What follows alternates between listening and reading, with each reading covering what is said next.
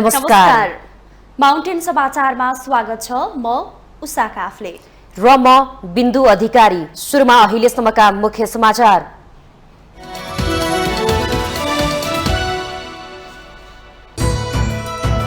प्रदेश 1ले दोस्रो कार्यकालमा मात्र कोशी प्रदेश नाम पायो। नेकपा एमाले प्रदेश सभामा राखेको कोशी प्रदेशको प्रस्तावकको पक्षमा 82 र विपक्षमा 4 मत।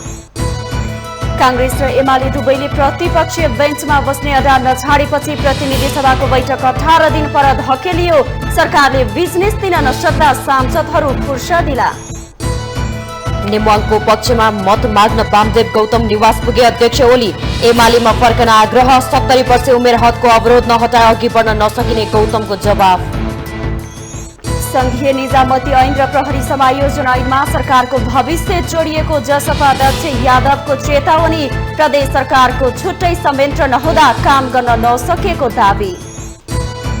38 करोड भन्दा बढी रकम ठगी आरोपमा पक्राउ परेका पृथ्वी बहादुर शाह सहित 19 जना विरुद्धको 4वटा मुद्दा चलाउनु पर्ने सीआईबीको निष्कर्ष। 13 जना अझै फरार। यस वर्ष भारतमा समय अगावै भीषण गर्मी र लू चल्ने भारतीय मौसम विभागको चेतावनी। गत फेब्रुअरी 122 वर्ष यताकै गर्मी महिना। र कार्य समितिका बहुमत सदस्यको अनुपस्थितिमै एन्फाले गर्यो 20 निर्णय। नेपाली राष्ट्रिय फुटबल टिमको नयाँ प्रशिक्षकमा इटालीका भिन्सेन्टो अल्बर्टो एनिस नियुक्त।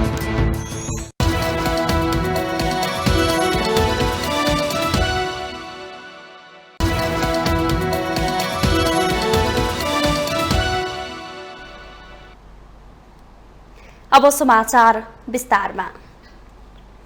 प्रदेश 1 को नाम कोशी प्रदेश भएको छ। नेकपा एमाले प्रदेश सभामा राखेको कोशी प्रदेशको प्रस्तावको पक्षमा कांग्रेस र माओवादी केन्द्र समर्थन जनाएपछि मतदान प्रक्रियामा लैजाँदा उक्त प्रस्तावको पक्षमा 2/3 बहुमत जुटेपछि कोशी प्रदेश नामाकरण भएको हो। सभामुख बाबुराम गौतमले कोशी प्रदेशको नाम 2/3 बहुमतले पारित भएको जानकारी दिनुभएको हो। प्रस्तावको पक्षमा 82 र विपक्षमा 4 मत परेको हो। मतदानमा 6 जना प्रदेशसभा सदस्य अनुपस्थित रहेका थिए। प्रदेशसभामा नेकपा एकीकृत समाजवादी र जसपा समाजवादी पार्टीका सांसदहरू मिलेर किराँत लिम्बुवान सगरमाथा नाम सहित अर्को प्रस्ताव दर्ता गरेपछि त्यसमा छलफल नै भएन। सुरुमा एमालेको प्रस्तावमा समर्थन गरेपछि कांग्रेस र माओवादी त्यसमा पछाडि हटेका थिए। तर अन्तिममा 3 दल बीच सहमति बनेपछि कोशीको नाममा बहुमत जुटेको हो। 2074 को चुनावपछि प्रदेशसभाको पहिलो कार्यकाल सकिँदा समेत प्रदेश 1 को नामाकरण हुन सकेको थिएन। 7 मध्ये यो प्रदेशले मात्रै नामाकरण गर्न नसक्नुमा भूगोलकी जातीय सांस्कृतिक ऐतिहासिकताको आधारमा नाम राख्ने भन्ने अडानबीच सहमति नजुट्नु थियो। प्रदेश सभामा एमालेका 40, कांग्रेसका 29, माओवादीका 13, राप्रपाका 6, नेकपा एसका 4 र जसपाको 1 जना सांसद छन्। प्रदेश नामाकरणका लागि 63 जना सांसद आवश्यक हुन्छ। यो सँगै अब 7 प्रदेशको नामाकरण भएको छ।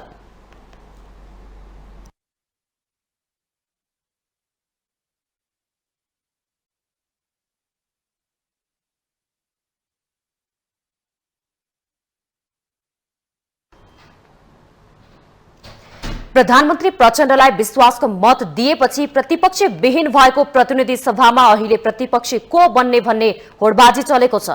नयाँ संसद बनेपछि 13वटा बैठक बसे पनि सरकारले न कुनै बिजनेस दिन सकेको छ न त प्रभावकारी रूपमै संसद अघि बढेको छ। देशको अर्थतन्त्रका आधार क्षेत्रहरू ठूलो संकटमा पर्दै जाँदा संसदमा त्यसबारे बहस हुन नसक्नु गैर जिम्मेवारीपनको पराकाष्ठ हो। एक रिपोर्ट। मुलुकमा राजनीतिक अस्थिरताले निरन्तरता पाउने गरी राजनीतिक घटनाक्रम विकास भइरहेको छ। अर्थव्यवस्था चौपट बन्दै युवाहरूले रोजगारी नपाउँदा विदेश पलायनको लाम नै लागिरहेको छ। तर नेताहरू सत्ता संघर्षकै भुमरीमा जानी जानी फसिरहेका छन्। उद्योग धन्दा कल कारखाना ठप्प छन्। उद्योगी व्यवसायी रोजगारमूलक उद्योगबाट लगानी झिक्दै ट्रेड बिजनेसमा ओइरिएका छन्। कृषक यसै पनि खेतीबाट पलायन हुँदा खाद्यान्न आयात धान्नै नसकिने गरी आकाशिँदो छ। खेतीमा लागेका किसानले आफ्नो बालीको उचित मोल पाउँदैनन् भने बैंक ब्याजले भएको सम्पत्ति पनि गुमाउँदैछन्। यी तमाम विषयहरू नेपाली जनताको सार्वभौम संसदमा उठ्दैनन्। नेताहरू राजनीतिले खाना मात्र दिन्छ भने जसरी जनतामाथि अराजक नीतिहरू थोपरिरहेका छन्। प्रतिनिधि सभा दलहरूका लागि हात्तीको देखाउने दाँत जस्तै भएको छ। संसद सुरु भए यता 13वटा बैठक त बस्यो, तर सांसदहरूको हाजिर लगाउने र भत्ता पचाउने बाहेक अरू केही देखिएन। सरकारको समीकरणमा आएको फेरबदलले संसद प्रभावित हुन्छ, किनभने त्यहीँका सदस्यहरूबाट नै सरकारको फर्मेसन हुने हो। एउटा पार्टी सरकारमा संलग्न भइरहँदा सरकार एउटा स्मुथली चलेको हुन्छ। संसद एउटा बिजनेसमा एउटा गाइडलाइनमा चलिरहेको हुन्छ। जब त्यो सरकारको फर्मेसनमा परिवर्तन आउँछ, त्यसका एजेन्डाहरू, त्यसका आइडियोलोजीहरू, त्यसको अब अगाडि बढाउने कार्यक्रमहरू, ती सबै कुराहरू प्रभावित हुन्छ र संसद चाहिँ स्मुथली चल्न सम्भव हुँदैन र त्यसले प्रभावित पार्छ। सरकार गठन भएको 2 महिनामा नै सरकारको समीकरण केन्द्रदेखि प्रदेशसम्म नै फेरबदल हुने परिस्थिति देखा पर्दा पनि संसदका गतिविधि निरर्थक प्रकारका छन्। निष्क्रिय 27 वटा पुराना विधेयक मध्ये सम्पत्ति शुद्धिकरण तथा व्यावसायिक वातावरण प्रवर्धन सम्बन्धी केही ऐन संशोधन गर्न बनेको विधेयक दर्ता भए पनि पूर्णता पाउन सकेन। विश्वासको मत दिने र चाँडै फिर्ता लिने गतिविधि भए। अहिले प्रतिपक्ष को भन्ने हानाथापले संसद 18 दिन पर धकिलिन पुग्यो। नेताहरू संसद बाहिर आरोप प्रत्यारोपमा केन्द्रित हुन थालेका छन्। सरकार र मुख्य पार्टीहरूले नै यो हाउसलाई नै राजनीतिक कारण हाइज्याक गर्न खोजे पनि अनि अप्ठ्यारो आउँछ। मैले बुझे, म सिम्पल भाषामा आजको दिनसम्म हामी सरकारमा गएको छैन। इन्फर्मली एउटा गठबन्धन बनेको छ। त्यो इन्फर्मली फर्मलाइज नभएसम्म हामी नै प्रतिपक्ष हो भन्ने मलाई लाग्छ। र प्रतिपक्ष एउटा पार्टी मात्र होइन, 2टा पार्टी पनि हुनुपर्छ। सरकारको जागिर एकातिर हुनु पर्यो, सरकार अर्कोतिर लाग्यो। सरकार चाहिँ देशमा अस्थिरता, अन्योलता, अराजकता, ढाँट झुट, धोकाधडी र त्यस प्रकारको दाउपेचमा सरकारको नेतृत्व गर्ने प्रधानमन्त्रीज्यू नै त्यतातिर लाग्नु भएपछि उहाँको समय संसदमा बिजनेस दिउँ भन्नेतर्फ भएन, देशलाई एउटा द्वन्द्वतर्फ अस्थिरतातर्फ लानेतर्फ भएका कारणले गर्दा संसदले वास्तवमा समयमै गतिला बिजनेस पाउने स्थिति बनेन। हामीले हाम्रा कारणले संसदलाई प्रभावकारी बनाउने, त्यसलाई गुणात्मक बनाउने कुरामा हाम्रो सधैँ ध्यान रह्यो। तर संसदलाई नै कता लाने भन्ने कुरा त फेरि त्यो हाम्रो बसमा छैन, किनभने त्यसका फेरि केही प्राविधिक कुराहरू छन्। सरकार चाहियो, सरकारले निरन्तर व्यवसाय दिनु पर्यो संसदलाई, होइन? र त्यस फेरि पार्टीहरू पनि संसदप्रति मेरो उत्तरदायित्व हो, मेरो आगमन चाहिँ संसदमा हो भन्ने त्यो एउटा राजनीतिक चेतना चाहियो। त्यो चाहिँ नि भएको देखिँदैन। यो अधिवेशनमा जे भइरहेको छ त्यो चाहिँ नि राजनीतिक रूपमा राम्रो कुरा होइन।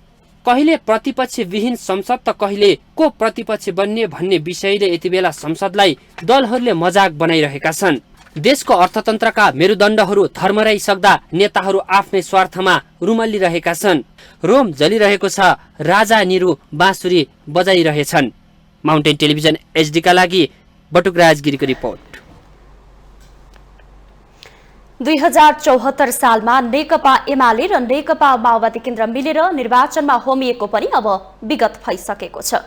त्यसपछि पार्टी एकता भई नेकपा बन्यो। आन्तरिक द्वन्द्व चर्किएसँगै केही वर्षमै उक्त एकता भङ्ग नै भयो। पुनः गत पुस 10 मा नजिकिएका यी 2 दलको सम्बन्ध सोही दिनकै भद्र सहमति पालना नभएको भन्दै टुटेको छ। यो सँगै वाम एकताको च्याप्टर तत्कालका लागि बन्द भएको छ। एक रिपोर्ट। कांग्रेस माओवादी सहितको 8 दलीय समीकरणले पुनः वामपन्थी शक्ति एक ठाउँमा उभिने सम्भावनामा बाधा उत्पन्न भएको छ। कांग्रेस सभापति शेरबहादुर देउवाले प्रधानमन्त्रीमा सहयोग गर्न अस्वीकार गरेपछि प्रचण्डले एमाले अध्यक्ष ओलीसँग पुनः सम्बन्ध गाँच्न पुग्नु भएको थियो। त्यसबेला एमाले सहित 7 दलको नयाँ गठबन्धन बनेको थियो। त्यसक्रममा माओवादीबाट प्रचण्ड प्रधानमन्त्री र राष्ट्रपति एमालेलाई दिने सहमति भएको थियो। तर उक्त सहमति विपरीत प्रचण्डले राष्ट्रपतिमा कांग्रेस नेता रामचन्द्र पौडेललाई साथ दिन 8 दलीय सहकार्य गरेसँगै माओवादीसँग एमाले रुष्ट बन्दै सरकारबाट बाहिरिएको छ। यो सँगै अब वाम सहकार्यको बाटो बीचमै अल्मलिएको छ। त्यसो त तत्कालको अवस्थामा गरिने सहकार्य फरक भए तापनि विचार, सिद्धान्त, संगठनात्मक नेतृत्वका बीचमा हुने सहकार्यका प्रयास र सम्भावना भने खुला नै रहन सक्ने माओवादी नेताहरू बताउँदै आइरहेका छन्। चुनावी परिणाम लगतै नेकपा एमाले र माओवादी केन्द्रका धेरैजसो नेताहरूले वामपन्थीहरू बीच सहकार्य र त्यसैलाई एकताकै बाटोमा डोहोर्याउने भन्दै पटक पटक छलफल चलाइरहेका थिए। माओवादी भित्रकै कतिपय नेताहरूले एमालेसँगको सहकार्य प्राकृतिक र सहज हुने भन्दै नेतृत्वलाई झकझक्याइरहेका थिए। एमाले पनि पार्टी विभाजनको कारण शक्तिबाट बाहिरिन पुगेको थियो। एमालेकै धेरैजसो नेताहरू पनि वाम सहकार्य बिना शक्तिमा पुग्न नसकिने ठानेर माओवादीसँग नजिकिनुको विकल्प नहुने बताउँदै आएका थिए। त्यसै पनि फरक विचारधाराका कांग्रेस र माओवादीले गठबन्धन गर्दा राजनीतिक र बौद्धिक वृत्तले यसलाई अस्वाभाविक र सत्ताका लागि मात्रै गठजोड भइरहेको टिप्पणी गरेको थियो। आम निर्वाचनको नतिजा सोचे जस्तो नआएपछि माओवादीको ठूलो पंक्ति सहकार्यका लागि एमाले नै उत्तम विकल्प हुने निष्कर्षमा पुगेको थियो। एमाले खासै चासो नदिए पनि माओवादी केन्द्र बिस्तारै साना वाम घटकलाई एक ठाउँमा ल्याउन कसरत गरिरहेको थियो। बाबुराम भट्टराई र माधव नेपाल नेतृत्वको पार्टीसँग एकीकरणका लागि माओवादीले कार्यदल गठन गरेको थियो। वामपन्थी सहकार्यको बाटो खुल्ने गरी बालकोटमा बनेको गठबन्धन तोडेर प्रचण्डले कांग्रेससँग हात मिलाएपछि वाम सहकार्य र एकताको च्याप्टर तत्कालका लागि बन्द भएको छ। माउन्टेन टेलिभिजन HD का लागि बिन्दु अधिकारी, काठमाडौँ। नेकपा एमालेका अध्यक्ष केपी शर्मा ओलीले पूर्व सहकर्मी वामपन्थी नेता वामदेव गौतमलाई एमालेमा फर्कन आग्रह गर्नुभएको छ।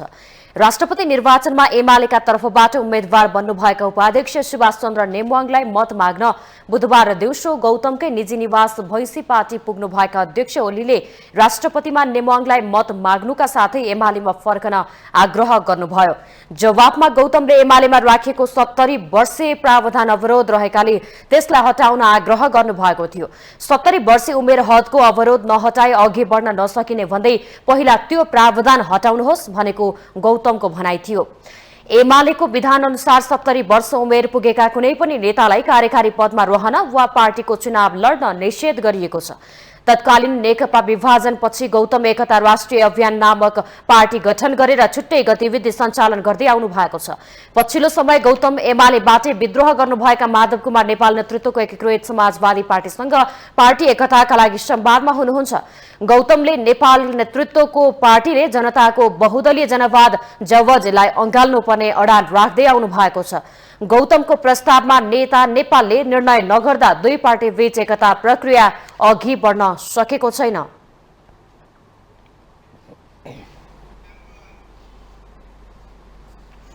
जनता समाजवादी पार्टी नेपालका अध्यक्ष उपेन्द्र यादवले संघीय निजामती ऐन र प्रहरी समायोजन ऐनमा सरकारको भविष्य जोडिएको बताउनु भएको छ।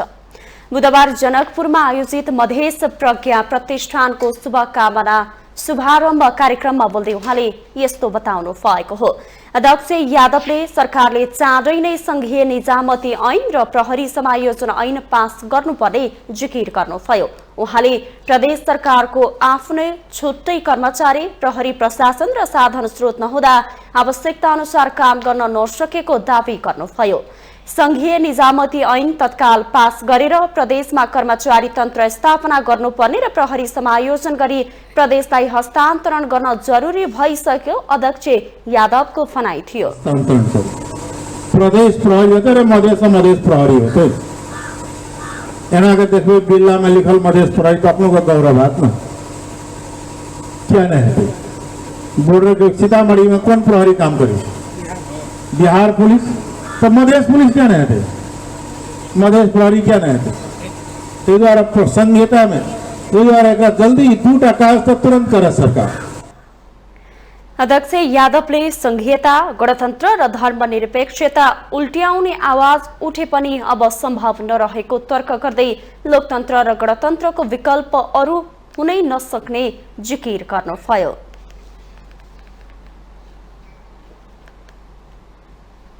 नेकपा एकीकृत समाजवादीले राष्ट्रपतिका उम्मेद्वार रामचन्द्र पौडेललाई मतदान गर्ने भएको छ।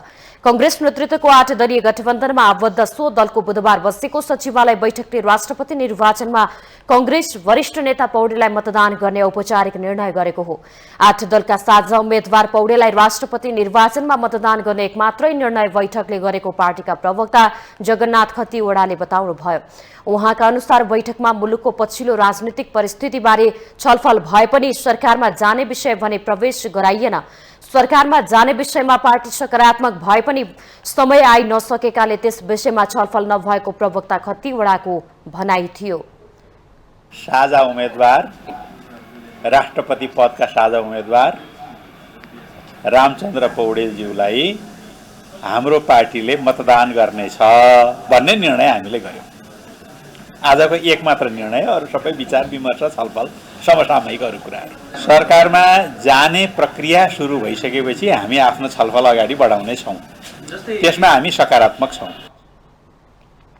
राष्ट्रपतिको निर्वाचन यही फागुन 25 गते हुँदैछ। त्यसका लागि कंग्रेस सहितका 8 दलको तर्फबाट रामचन्द्र पौडेलले उम्मेदवारी दिनुभएको छ भने एमालेबाट पार्टीका उपाध्यक्ष सुभाष चन्द्र नेमवाङ राष्ट्रपतिको उम्मेद्वार बन्नु भएको छ।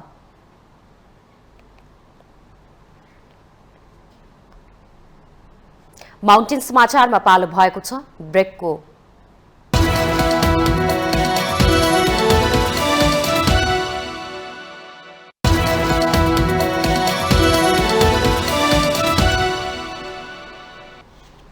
ब्रेकपछि स्वागत छ। अब बाँकी समाचार। प्रतिनिधि सभाकी उपसभामुख इन्दिरा राणाले पिछडिएका क्षेत्रका महिलाहरूका लागि छुट्टै बजेटको व्यवस्था गर्न सरकारसँग आग्रह गर्नु भएको छ। बुधबार राष्ट्रिय सभा अन्तर्गतको राष्ट्रिय सरोकार तथा समन्वय समितिको बैठकमा बोल्दै उहाँले पिछडिएका क्षेत्रका महिलाहरूलाई राजनीतिक क्षेत्रमा प्रतिनिधित्व गराउनका लागि उनीहरूलाई सशक्तिकरण गर्न आवश्यक रहेको तर्क गर्नुभयो। पिछडिएको क्षेत्र र भूगोलबाट राजनीतिमा महिलाहरूको प्रतिनिधित्व गराउन ढिलो भएको उहाँको भनाइ थियो। स्थानीय तहको वडामा पनि महिलाहरूको प्रतिनिधित्वका लागि पहल गर्न आवश्यक रहेको उल्लेख गर्दै उपसभामुख राणाले त्यसका लागि आफूले सक्दो पहल गर्ने प्रतिबद्धता व्यक्त गर्नुभयो। तर हामीले पूर्वमा हेर्ने हो भने कोचे मेचे थुप्रै छन् क्या। त्यस्तै गरेर मुसर कम्युनिटीकोहरू पनि त्यति साह्रो मलाई चाहिँ राजनीतिमा आएको मैले चाहिँ प्रतिनिधित्व भएको मैले पाएको छुइनँ मेरो अनुभवमा। अहिले चाहिँ मान्छेले खोजी गरिरहेछ हाम्रो चेपाङ जातिको आउनु पर्यो होइन, हरेकको चाहिँ आवाजहरू चाहिँ महिलाहरूको रूपमा आउनु पर्यो र महिलाहरूको समावेशिता चाहिँ यसरी हुनु पर्यो भन्ने मेरो चाहिँ धारणा हो। बैठकमा राष्ट्रिय सभाकी उपाध्यक्ष उर्मिला अर्यालले महिलाहरूलाई प्रत्यक्षतर्फ नै प्रतिनिधि सभामा 50% प्रतिनिधित्वको सुनिश्चितता हुनुपर्ने बताउनुभयो। 50% भन्दा बढी महिलाहरू रहेको मुलुकमा उनीहरूको प्रतिनिधित्व पनि सोही अनुसार स्थानीय तहदेखि सङ्घसम्म हुनुपर्ने उहाँको तर्क थियो। चुनाव लड्ने वातावरण बनाउनै पर्छ। ठिक छ, अब त्यो अप्ठ्यारो छ भने 50% चाहिँ महिला 50% पुरुष लड्ने भन्ने बित्तिकै राम्रो उपस्थित चाहिँ महिलाहरूको हुन्छ।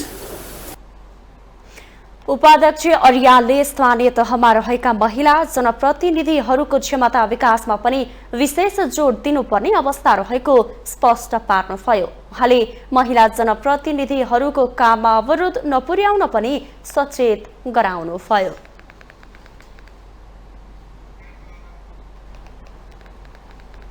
ठगीको आरोपमा जेल चलान भएका पृथ्वी बहादुर शाह र उनको समूहमा रहेका 19 जना व्यक्ति विरुद्ध 4वटा मुद्दा चलाउनु पर्ने देखिएको छ।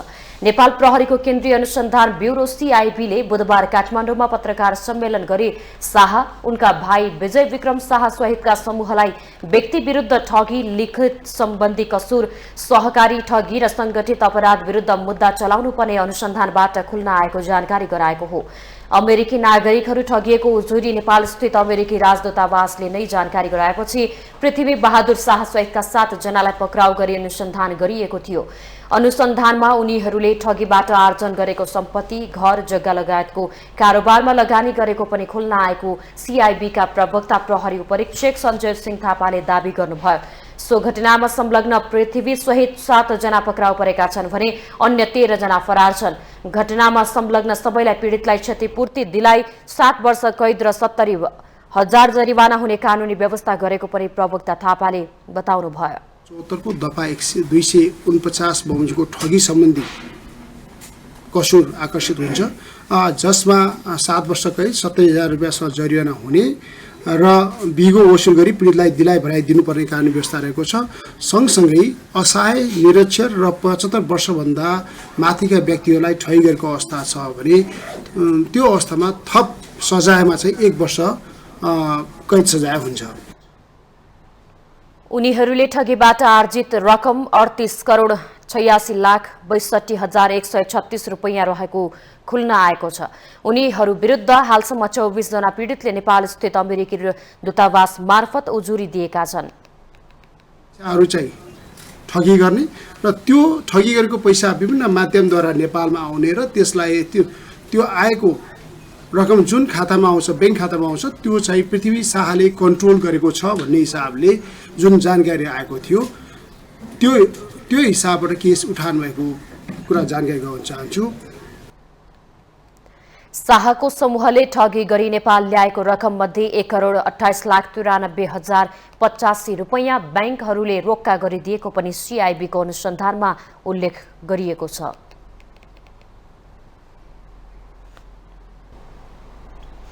स्वतन्त्र ऊर्जा उत्पादक संस्था नेपालले जलविद्युत आयोजना निर्माणको लागि सुरक्षाको माग गरेको छ। बुधबार काठमाडौँमा पत्रकार सम्मेलन गर्दै यस्तो माग गरेको हो।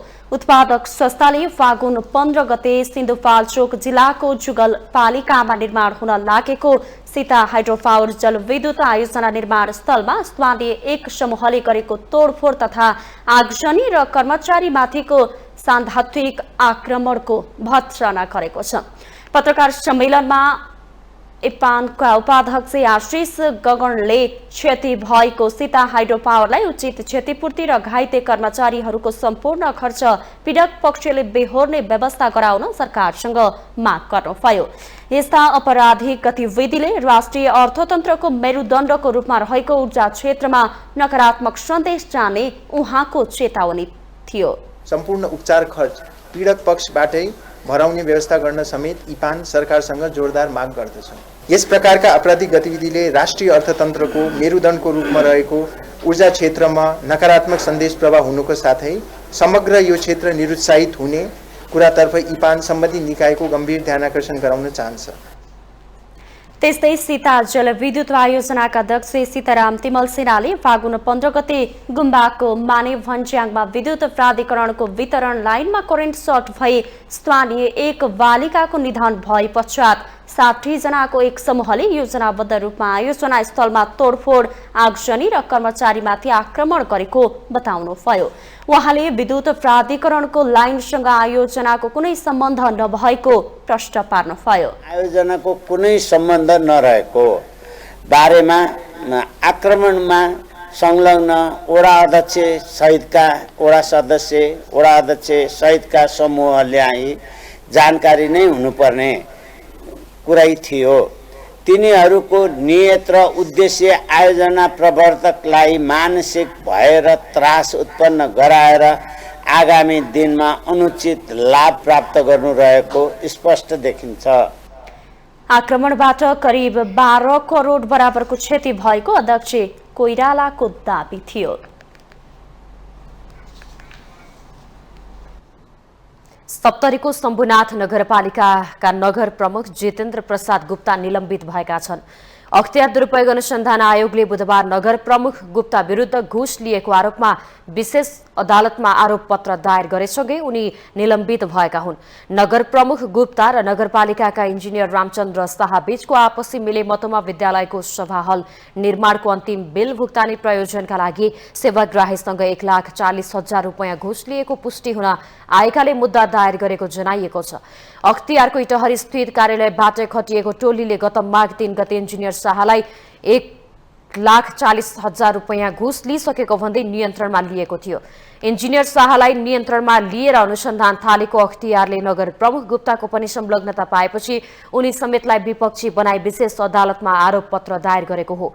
विशेषमा आरोप पत्र दायर भएसँगै स्वतः निलम्बित भएका नगर प्रमुख गुप्ता जिल्लामा निलम्बित हुने पहिलो नगर प्रमुख होइनन्। यसअघि राजविराज नगरपालिकाका नगर प्रमुख भीमराज यादव माथि समेत विशेष अदालतमा भ्रष्टाचारको आरोपमा अख्तियारले आरोप पत्र दायर गरेपछि उनी समेत निलम्बित छन्।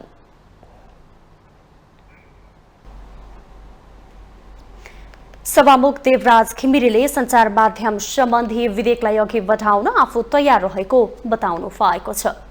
बुधबार नेपाली पत्रकारहरूको अन्तर्राष्ट्रिय सञ्जाल इन्जा डेको अवसरमा आयोजित कार्यक्रमलाई सम्बोधन गर्दै उहाँले यस्तो बताउनु भएको हो। सभामुख घिमिरेले सञ्चारकर्मीहरूको हक अधिकार र व्यावसायिक दक्षताको लागि नीति र व्यवहारबाट सहयोग गर्नुपर्ने कतिपय विधेयकहरू अल्झिरहेका विवादमा रहेर रोकिएकाले तिनीहरूलाई अघि बढाउन आफू तयार रहेको बताउनुभयो। सञ्चार माध्यमहरूले खोजमूलक र जनजातिमुखी समाचार प्रसारण गर्नुपर्ने उहाँको भनाइ थियो। अवस्था परिवर्तनको लागि पत्रकारिताको भूमिका महत्त्वपूर्ण हुने उल्लेख गर्दै सभामुख घिमिरेले राज्य सञ्चालनका अङ्गहरूलाई प्रभावकारी बनाउन सञ्चार माध्यमहरूको भूमिका उल्लेखनीय रहेको प्रश्न पार्नुभयो। बनिसकेपछि कसरी जानुपर्छ भन्ने विषयमा खोजमूलक ढङ्गबाट जानुपर्छ, अनुसन्धानमूलक ढङ्गबाट जानुपर्छ, गाउँको वास्तविकता के हो त्यसलाई पनि उजागर गर्नुपर्छ र बिग हाउसेस मात्रै होइन कि तल जनताको जीवनसँग गाँसिएका समाचारहरूलाई लिएर आउने, त्यसको सजीव चित्रण उतार्नको लागि फोटोग्राफीलाई पुरस्कृत गर्ने लगायतका क्षेत्रमा यसले जे योजना बनाएको छ र जसरी आज एउटा राम्रै रकमबाट प्रोत्साहित गर्ने सहित सम्मान गरेको छ, यो हामी सबैले प्रशंसा गर्ने योग्य काम हो भन्ने मलाई लाग्दछ। व्यवस्था परिवर्तन मात्रै होइन, अवस्थालाई परिवर्तन गर्नको लागि आजको सन्दर्भमा पत्रकारिताको महत्त्व ज्यादै ठुलो छ। इन्जा बौद्धिक पत्रकारिता पुरस्कारबाट जगत नेपाल र माधव प्रसाद तिवारीलाई सम्मान गरेको छ भने इन्जा खोजी पत्रकारिता पुरस्कार 2079बाट मातृका दाहाल र तारा वाग्लेलाई सम्मान गरेको छ। त्यस्तै ग्रामीण पत्रकारिता पुरस्कार 2079बाट सरिता चलाउनेलाई सम्मान गरिएको छ भने फोटो पत्रकारिता पुरस्कार 2079मा इन्जाले सुरेश कुमार श्रेष्ठ र नरेन्द्र श्रेष्ठलाई सम्मान गरेको छ। माउन्टेन समाचारमा पालो भएको छ अर्को ब्रेकको।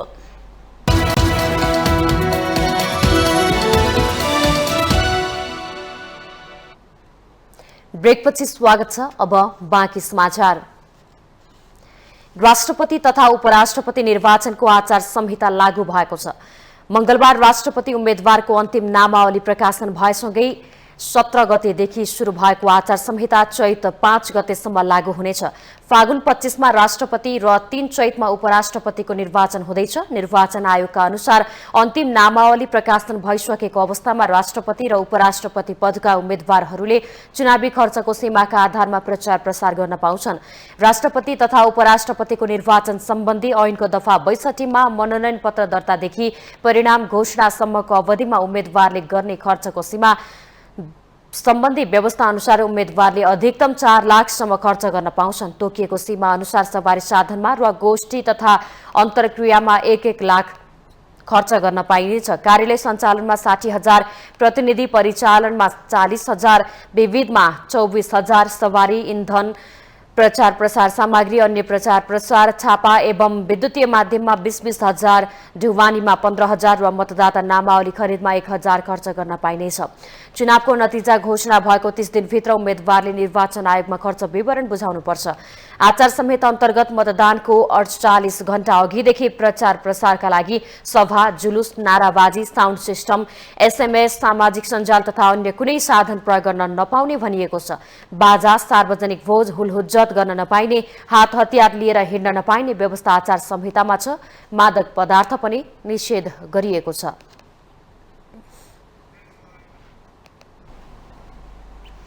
कायम मुकायम प्रधान न्यायाधीश हरिकृष्ण कार्कीले न्यायलाई ढिलो हुनबाट रोक्नका लागि सर्वोच्च अदालतमा 5 वर्षभन्दा बढी मुद्दा नराख्ने गरी काम सुरु गरेको बताउनु भएको छ। उहाँले अब सर्वोच्च अदालतमा दर्ता भएका कुनै पनि मुद्दा 5 वर्षभित्रमा टुङ्ग्याइसक्ने गरी काम सुरु गरिएको बताउनु भएको हो। कायम मुकायम प्रधान न्यायाधीश कार्कीले सर्वोच्च अदालतमा 5+0 र उच्च र जिल्ला अदालतमा 2+0 मा मुद्दाको फर्स्यौट गरिसक्ने बताउनुभयो। उहाँले मास्टर अफ द लको भूमिका निर्वाह गर्ने हो भने सबै कानून व्यवसायीहरूले संविधान र कानूनी शासनको प्रवर्धनको लागि पक्षधरको मात्र नभई विपक्षलाई पनि न्याय हुने गरी न्याय सम्पादन गर्न जरुरी रहेको बताउनुभयो।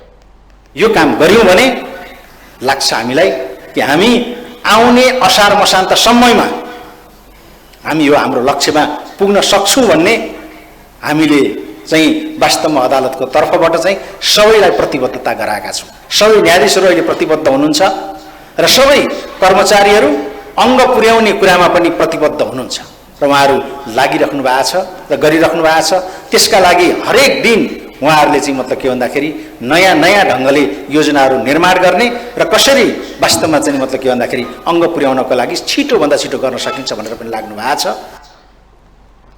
कार्यक्रममा महान्यायाधिवक्ता डाक्टर दिनमणि पोखरेलले अदालतबाट हुने न्याय सम्पादन पूर्व विस्तृत बहसको आवश्यकता औल्याउनुभयो। अदालतबाट हुने न्याय कानून विद्यालयमा अध्ययन गराउन योग्य हुनुपर्ने उहाँको भनाइ छ। महान्यायाधिवक्ता पोखरेलले वार्ता न्याय सम्पादन गर्दा कुनै विषयमा एक वरिष्ठ अधिवक्ताले निरन्तर 21 दिनसम्म बहस गर्ने र त्यसका आधारमा मात्रै न्यायाधीशहरूले फैसला गर्ने गरेको स्मरण गर्दै त्यस्ता नजिरहरूलाई ध्यानमा राखेर न्याय सम्पादन गर्नुपर्ने उल्लेख गर्नुभयो। खालको पत्रिकाको एउटा भ्यालु चाहे न्यायदूत भनौँ, हाम्रो बार काउन्सिलबाट हुने प्रकाशनका जर्नलहरू भनौँ, यसले हाम्रो एकाडेमिक जुन एउटा चाहिँ परिवेश छ त्यसमा निखारपन ल्याउँछ। मैले हामी सँगै पढ्दाखेरि दिल्लीमा पढ्दाखेरि वरिष्ठ अधिवक्ता मेघराज पोखरेललाई अगाडि देखिरहेछौँ। हामी दिल्ली युनिभर्सिटीबाट आइएलआईसम्म चाहिँ लाइब्रेरीमा जान्थ्यौँ र त्यति बेला इन्डियनहरूसँग हामीले एउटा प्रश्न गर्थ्यौँ कि तिमीहरूको जजमेन्टको केशवानन्द भारतीको यत्रो चर्चा हुन्छ, विभिन्न जजमेन्टहरूको यत्रो चर्चा हुन्छ, प्रोफेसर बक्सीको चर्चा हुन्छ। महान्यायाधिवक्ताको कार्यालय सो अवसरमा कानून व्यवसायी क्लब काठमाडौँ तथा शङ्करलाल केडिया फाउन्डेसनले न्याय सम्पादनको क्षेत्रमा अव्वल कानून व्यवसायीहरूलाई सम्मान गरेको थियो। राष्ट्रिय स्वतन्त्र पार्टी रासपाको चुनाव चिन्ह फेरिएको छ। रासपाले यसअघि चुनाव चिन्ह गोलाकार भित्रको घण्टी रहेकोमा त्यसलाई बदलेर घण्टी मात्रै राखेको हो। पार्टीको केन्द्रीय समितिको निर्णय बमोजिम निर्वाचन आयोगमा चुनाव चिन्ह फेरिएको उपसभापति डोल प्रसाद अर्यालले जानकारी दिनुभयो। केन्द्रीय समितिले चुनाव चिन्हमा रहेको गोलाकार घेरा हटाउने निर्णय गरेको भन्दै उपसभापति अर्यालले त्यही अनुसार निर्वाचन आयोगले पनि अनुमति दिइसकेको बताउनुभयो। उहाँले चुनाव चिन्ह बोल्न, लेख्न र प्रचार प्रसार गर्नका लागि सहज होस् भन्ने ध्येयले परिवर्तन गरेको प्रश्न पार्नुभयो। गत निर्वाचनमा गोलाकार भित्रको घण्टी चुनाव चिन्हबाट चुनावमा सहभागी रासपाले अब उपनिर्वाचनमा भने चुनाव चिन्ह घण्टी मात्रै प्रयोग गर्न पाउने भएको छ। रासपाले चितवन 2 मा हुने उपनिर्वाचनका लागि दल दर्ता गर्ने क्रममा नै चुनाव चिन्ह पनि फेरबदल गरेको हो।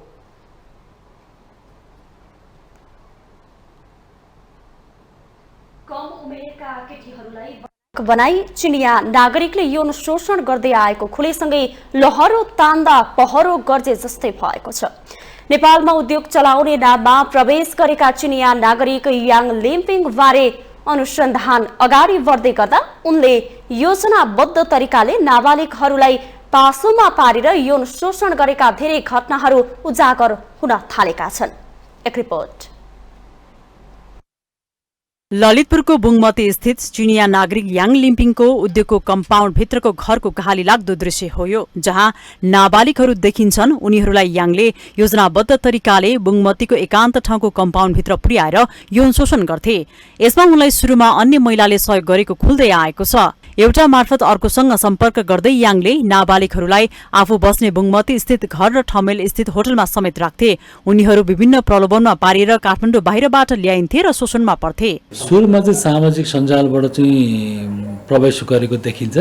त्यसपछि एकजना महिलासँग उसले चाहिँ यो किसिमको रिलेसन कायम गर्यो अनि त्यो महिला मार्फत अर्को महिला अनि त्यो महिला मार्फत अर्को महिलामा गएको देखिन्छ। झापा धुर्लाबारीकी नाबालिग हराएपछि उनका आफन्तले खोजबिन गर्दै सीआईबीसँग पुगेपछि याङको वर्षौंदेखिको यौन शोषण एकपछि खुल्न थालेको छ। अनुसन्धानकर्ता प्रहरी लहरो तान्दा पहरो गर्जिन थालेपछि आश्चर्यमा पर्न थालेका छन्। सुरुमा 2-4 जना नाबालिग मात्र शोषणमा परेको ठानेको प्रहरीले पीड़ितको बयानका आधारमा दर्जनभन्दा बढी पीड़ित पत्ता लगाइसकेको छ। एकजना 25 वर्षकी महिला पनि अनुसन्धानको दायरामा रहेको प्रहरीको भनाइ छ। आफूसँग पनि राख्ने अनि होटेलमा पनि राख्ने। एउटा होटेलमा ठमेलमा एउटा यहाँ आफ्नो अपार्टमेन्टमा भन्नाले घरमा। अहिलेसम्म हामीले 6 जना हुन सक्ने सम्भावना छ। नाम आएको छ त्यो कन्फर्म भएको छ। 6 जनाको चाहिँ हामीले पहिचान गरिसकेका छौँ। चिनिया नागरिकले Coca new puree and matrix company limited दर्ता गरी सञ्चालनमा ल्याएका छन्, जसले प्रिफेबको उत्पादन गर्दछ तर उद्योगमा कुनै साइनबोर्ड छैन। भित्र प्रशस्त कुकुर पालेर बाहिर कसैलाई पस्न नदिने गरी व्यवस्था गरिएको छ। तर त्यही कम्पाउन्डभित्र पनि उनले यौन शोषणका गतिविधि गर्दै आएका थिए। याङले पीड़ितहरूलाई पैसा दिने, मनोरञ्जनका लागि रात्रि क्लब र डिस्को लाने सम्म गर्थे। सामाजिक सञ्जाल मार्फत सम्पर्क गर्दै नाबालिगहरूलाई पासोमा पार्थे। उसले चाहिँ विभिन्न माध्यमबाट अहिले हामीले फाइन्ड आउट गरेको माध्यमहरूमा चाहिँ कुनै महिला मित्र मार्फत चाहिँ सानो उमेरका केटीहरूलाई ल्याउने, उनीहरूलाई लोभ देखाउने, क्लब डिस्कोतिर लाने अनि उसँग चाहिँ अनैतिक सम्बन्ध कायम गर्ने यो खालको अपराध गरेको छ। नेपालमा विदेशी नागरिकहरूबाट हुने आपराधिक गतिविधि बढ्दो क्रममा रहेको तथ्याङ्कहरूले देखाइरहेको छ। पछिल्लो समय चिनिया नागरिकहरूबाट संगठितदेखि यौन शोषणसम्मका घटनाहरू उजागर हुँदै गएका छन्। आपराधिक गतिविधिमा लागेका विदेशीहरूको कुनै निगरानी नगरी लुसुलुसु प्रवेश दिने सरकारी गतिविधिका कारण पनि नेपालीहरू विदेशीबाट आफ्नो भूमिमै असुरक्षित हुन थालेका छन्। उनीहरू पैसाको पहुँच देखाउनदेखि आफ्नै देशको जिम्मेवार निकायहरूबाट पनि संरक्षित हुने गरेको कारण नेपाली भूमिमा आपराधिक कार्य गर्न उत्साहित भएका छन्। माउन्टेन टेलिभिजन एसडीका लागि क्यामेरामा विक्रम साकेको साथमा विद्या तामाङको रिपोर्ट। शारीरिक अशक्तता भएका व्यक्तिहरूले सरकारले अपाङ्ग मैत्री भौतिक पूर्वाधार निर्माण गर्न नसक्दा अपाङ्गता भएका व्यक्तिहरूलाई निकै असहज भएको गुनासो गरेका छन्। व्हीलचेयर सहित अन्य सहायता सामग्रीमा विदेशी दातृ निकायमा नै आश्रित हुनुपर्ने बाध्यता रहेको भन्दै सरकारले यसतर्फ ध्यान दिन जरुरी रहेको उनीहरूको भनाइ छ। व्हीलचेयर प्रयोगकर्ता भरत बहादुर कार्कीले देशभर करिब 35,000 भन्दा धेरै व्हीलचेयर प्रयोगकर्ता भएको उल्लेख गर्दै भौतिक पूर्वाधार अपाङ्ग मैत्री नहुँदा सहायक सामग्री पाइसक्दा पनि 100% काम गर्न र हिडुल गर्न नसकेको बताउनुहुन्छ। सँग नजिक भएकोले स्थानीय निकायको चासो छ, तर केन्द्रमा बसेका नीति निर्माण गर्ने व्यक्तिहरूलाई चाहिँ अहिले पनि अपाङ्गता भएको व्यक्तिहरूलाई व्हीलचेयर भनेको उसको लागि खुट्टा हो। उस त्यो भएन भने ऊ आफ्नो दैनिक क्रियाकलाप आफ्नो बेडबाट उठेर दिशा पिसाब गर्न र आफ्नो दैनिक क्रियाकलाप गर्न पनि सक्दैन भन्ने त्यो सोच अहिलेसम्म पनि नेता मन्त्री राजनीतिक दलहरूलाई आएको देख्दैन मैले। उहाँले अपाङ्गता मैत्री पूर्वाधार निर्माणका लागि नीति निर्माण गर्ने तहमा नै अपाङ्गता भएका व्यक्तिहरू हुन आवश्यक रहेको बताउनुभयो। अपाङ्ग मैत्री पूर्वाधार निर्माणमा सरकार चुकेको कार्कीको गुनासो छ।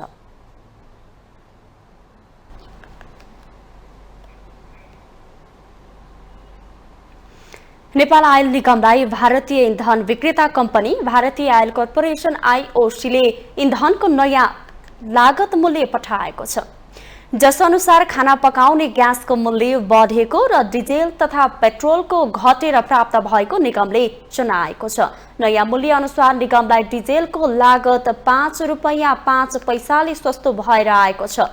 यस्तै पेट्रोलमा 121 पैसा लागत घटेको निगमले जनाएको छ। निगमलाई मट्टीतेलमा 3 रुपैयाँ 40 पैसा र हवाई इन्धनमा 7 रुपैयाँ 3 पैसाले लागत घटेको छ। अन्य सबै प्रकारका इन्धनको लागतमा कमी आउँदा खाना पकाउने ग्यासको लागत भने बढेको निगमले जनाएको छ। निगमलाई प्राप्त नयाँ मूल्य अनुसार खाना पकाउने ग्यासको लागत प्रति सिलिन्डर 339 रुपैयाँले बढेको छ। पछिल्लो मूल्यपछि पनि निगमलाई 15 दिनमा 44 करोड रुपैयाँ नाफा छ। निगमलाई गत आर्थिक वर्षको नोक्सानीबाट ऋण र बक्यौता गरेर 15.5 अर्ब रुपैयाँ दायित्व भने बाँकी नै रहेको निगमले दावी गरेको छ। लागत मूल्य अनुसार नेपाली बजारमा इन्धनको मूल्य घटाउने वा बढाउने निर्णय भने निगमले गर्न बाँकी नै छ।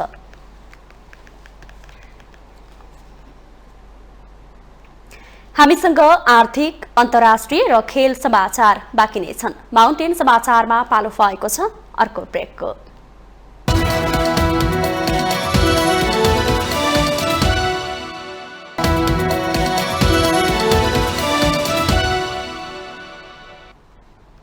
ब्रेकपछि स्वागत छ। अब आर्थिक समाचार। आर्थिक समाचारको साथमा जगदम्बा सुपर साइन तथा ग्याल्बा प्लस जीवनभरको भरोसा प्रस्तुत छ। रिद्धि सिद्धि सिमेन्ट गुणस्तरको नयाँ स्तर।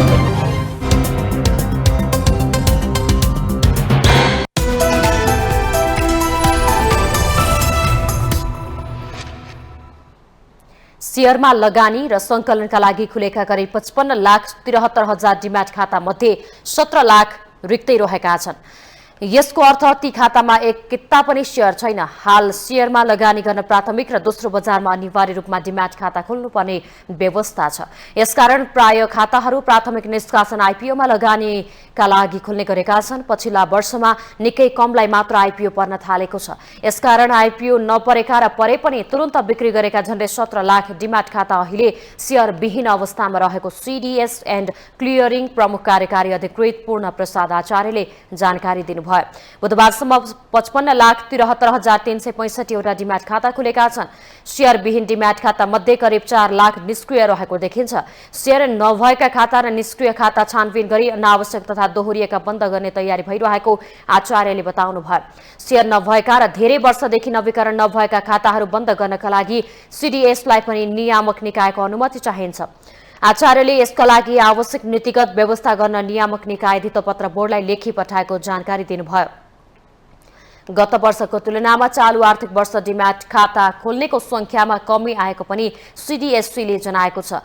गत वर्ष दैनिक 5,600 जनाका दरले डिम्याट खाता खोल्ने गरेकोमा यस वर्ष सो संख्या 1,200 मा सीमित भएको छ।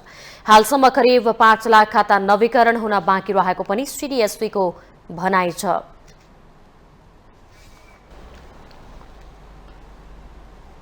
अब अन्तर्राष्ट्रिय समाचार।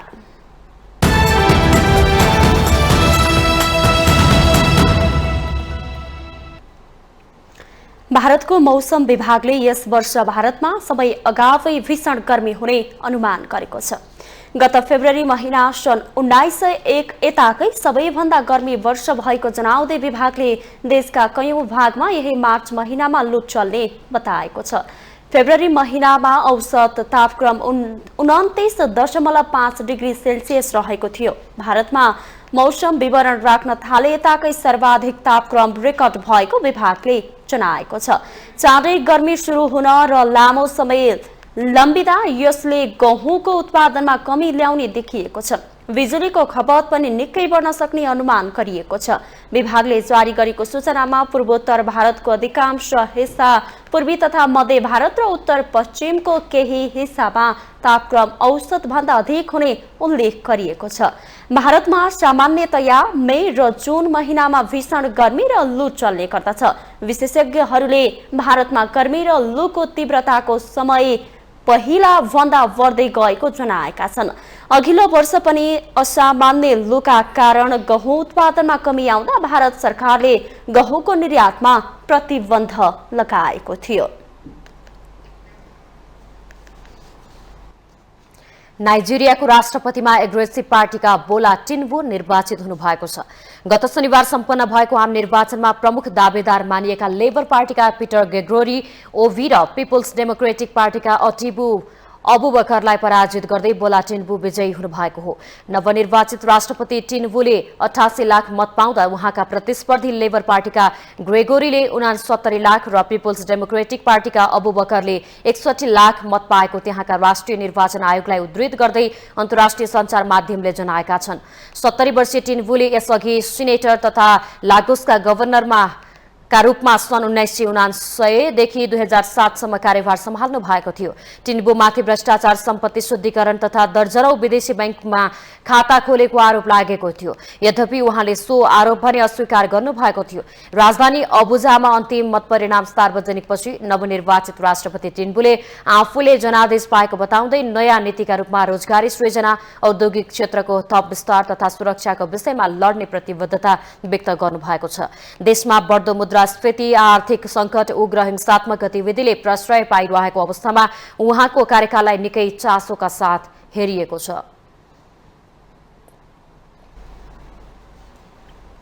अब खेल समाचार।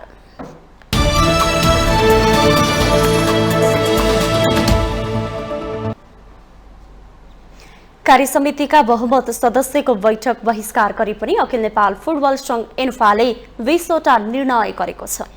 महासचिव र कोषाध्यक्षलाई बर्खास्ती गर्ने आफ्नो एजेन्डा कार्यसूचीमा समावेश नभएको भन्दै 3 उपाध्यक्ष सहित 12 जनाले बिहीबारको बैठक नै बहिष्कार गरेका थिए।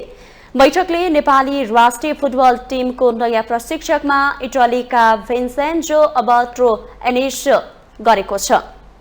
अखिल नेपाल फुटबल संघ एन्फाको बुधबार बसेको कार्यसमिति बैठकले इटालीका एनिसलाई मुख्य प्रशिक्षक नियुक्त गर्ने निर्णय गरेको हो।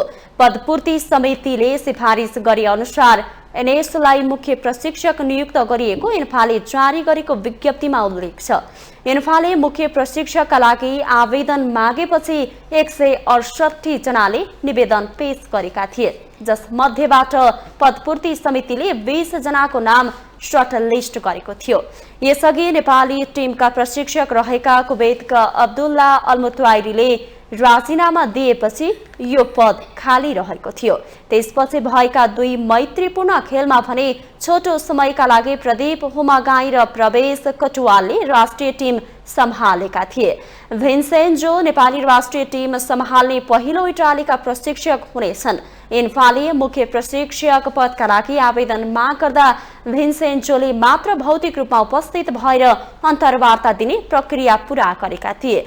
ब्याङ्ककले प्रधानमन्त्री कप, 3 नेसन्स कप फुटबल प्रतियोगिता आयोजना सहित विभिन्न स्थायी समिति संयोजक तोकेको छ।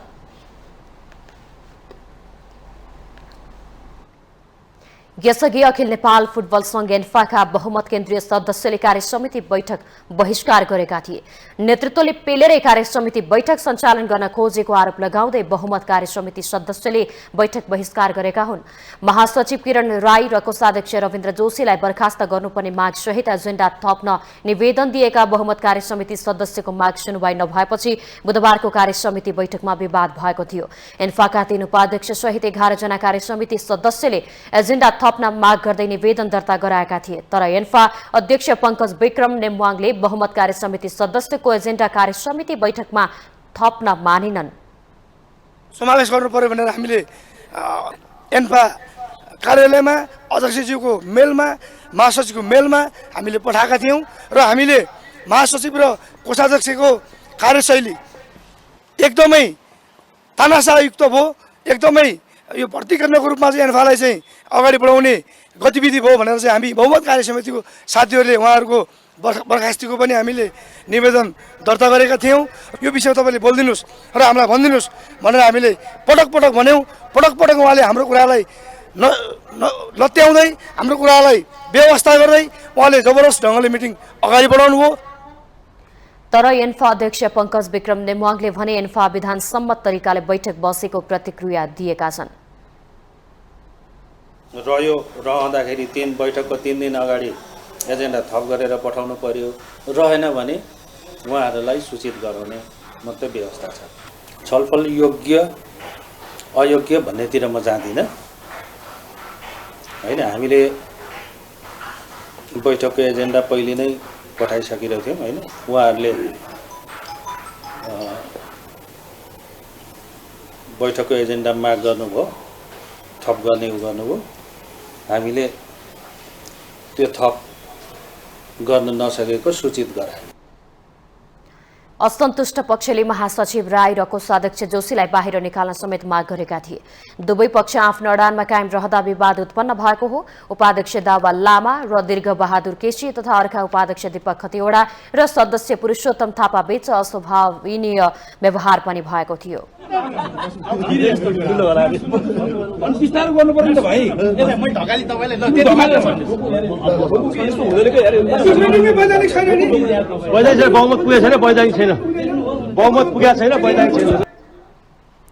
एन्फा सचिवालयले 19 एजेन्डामाथि छलफल गर्ने भन्दा पनि कार्यसमितिभित्रै विवादित बन्दै आएको फिफा विश्वकप टिकटको अवैधानिक बिक्री, खेलाडीका पुरस्कार लगायतका विषयमा समावेश थिएनन्। मच्छिन्द्र फुटबल क्लबले केपी ओली कप राष्ट्रिय फुटबल च्याम्पियनसिपको उपाधि जितेको छ। दशरथ रंगाशालामा बुधबार भएको फाइनलमा सातोबाटो युथ क्लबलाई पेनाल्टी सुट आउटमा 5-3 गोल अन्तरले हराउँदै मच्छिन्द्र च्याम्पियन बनेको हो। खेलको निर्धारित 90 मिनेट 1-1 गोलको बराबरीमा भएपछि खेल पेनाल्टीमा गएको थियो। पेनाल्टीमा मच्छिन्द्रले बाजी मार्यो। पेनाल्टीमा मच्छिन्द्रका रञ्जित धिमाल, दिवाकर चौधरी, सुजन श्रेष्ठ, पुजन उपरकोटी र अमोल लार्जा नुरेन करिमले गोल करे। सातोबाटोका निरज चौधरी, दिपेन राज सिंह र एक राज बुढाथोकीले गोल करे। तर सातोबाटोका अब्दुल अबुबकारीको प्रहार मच्छिन्द्रका गोलकिपर विशाल श्रेष्ठले बचाए। पेनाल्टी अघि खेलको 5औं मिनेटमा अजीव ओलावालेले गोल गर्दै मच्छिन्द्रलाई सुरुवाती अग्रता दिलाएका थिए। तर खेलको 18औं मिनेटमा जोर्डन ओवाडाले गोल गर्दै सातोबाटोलाई 1-1 गोलको बराबरीमा ल्याएका थिए। उपाधिसँगै मच्छिन्द्रले 10 लाख नगद प्राप्त गरेको छ। उपविजेता सातोबाटोले 5 लाख नगद प्राप्त गरेको छ। राष्ट्रिय युवा संघ नेपालले आयोजना गरेको प्रतियोगितामा आयोजक केपी ओली एफसी सहित 8 टोलीको सहभागिता रहेको थियो। प्रतियोगिताको सेमी फाइनलमा मच्छिन्द्रले आयोजक केपी ओली एफसीलाई हराएको थियो। सातोबाटोले आर्मीलाई हराएको हो।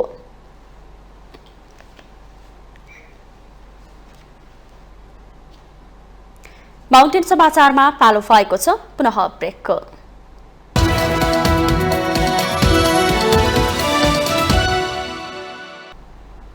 ब्रेकपछि स्वागत छ। यो सँगै हामी माउन्टेन समाचारको अन्त्यमा आइपुगेका छौं। जाँदा जाँदै मुख्य समाचार पुनः एकपटक।